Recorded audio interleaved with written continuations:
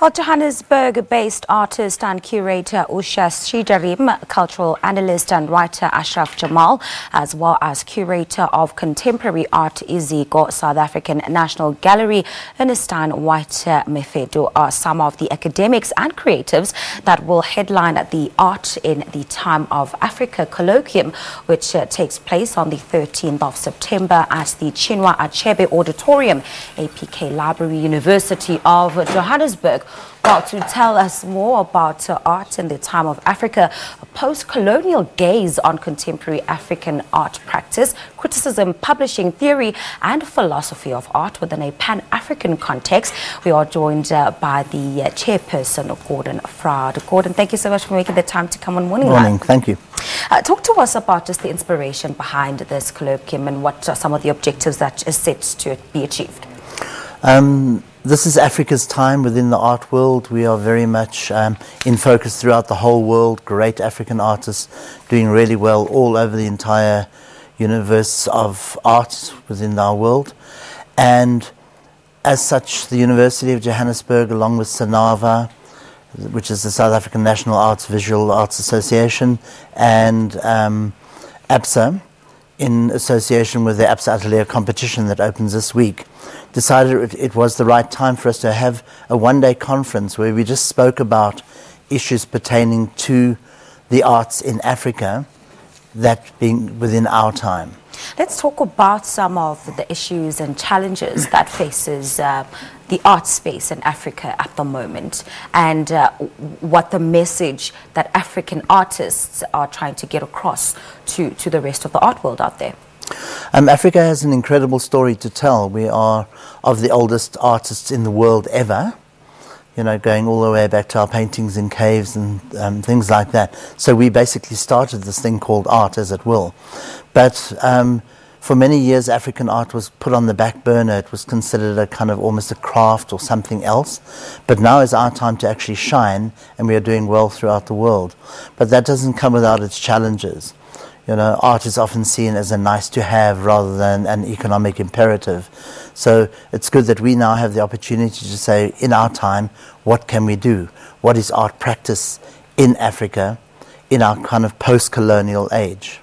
Now, speaking to just some of what you've mentioned, talk to us about what some of the issues and challenges that face modern-day artists in the South African or African context, and just what are some of the themes that will be tackled at the colloquium. There are lots of challenges. Firstly, how do African artists make it onto the international scene, for example? But we've got people like El Natsui, for example, who's doing incredibly well all over the world. Yinka Shonibari, whose show is on at Goodman Gallery at the moment, international superstar within the art world. And then not forgetting our own superstars like William Kentridge out there. So we are already blazing that trail out there. Within the conference, it's a one-day colloquium. We'll be looking at things like, how do you publish for art in Africa? What is art practice like? Usha Seejarim, for example, will be talking about her experience in the Dakar Biennale, winning the Prix de Rome, the Prix de Sculpture Award in Dakar. So touching on a whole lot of different things. What are competitions in the art world within Africa, and how does that reflect on the world? And competitions have been quite crucial in advancing art, I think, specifically looking in, you know, within South Africa, because money remains an issue. Support for art remains an issue. Do you think we'll ever get to a place where it is equally celebrated, equally backed, and, you know, the financial muscle will be equal to what we put in sports, for example? Well, we keep hoping for that. Obviously, the main problem with that is bums on seats. If you fill a stadium like FNB Stadium for a sports event, you get a lot more coverage than you do for an art event. But we have things like the Johannesburg Art Fair this weekend, which is really exploding, and, you know, going to the opening night the other night, there are thousands of people attending this over one weekend. So we can only hope that we'll get to the point where this becomes a huge, huge impact. All right.